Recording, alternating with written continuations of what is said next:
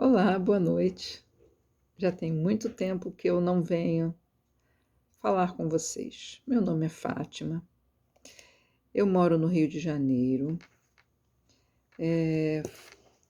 Fui diagnosticada com fibromialgia, fadiga, síndrome do intestino irritável. Fui diagnosticada com transtorno de ansiedade generalizada. Eu tinha insônia, além da falta de equilíbrio, zumbido no ouvido constantemente. Eu tinha muita queda de cabelo. Eu tinha unha fraca, quebrava pra caramba. E graças a Deus, graças a uma tecnologia de ponta, que algumas pessoas já conhecem, algumas pessoas já fazem uso, como eu, e podem contar o quanto estão satisfeitas com os resultados. Eu estou com 62 anos, eu achava que não tinha mais jeito, mas eu descobri que tem. Tem sim, por isso que eu vim aqui falar para vocês.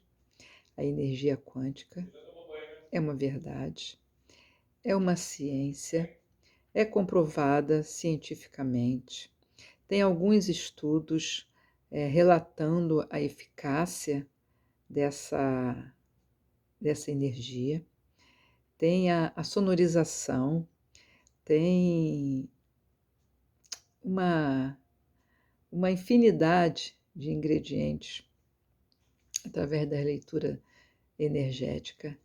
Então, é algo maravilhoso. Se você quiser conhecer, se você me der a oportunidade de mostrar o quanto isso é bom, tá? É só fazer contato comigo, tá? O código daqui é o 21, meu telefone é o 986949100. Fátima Regina, do Rio de Janeiro.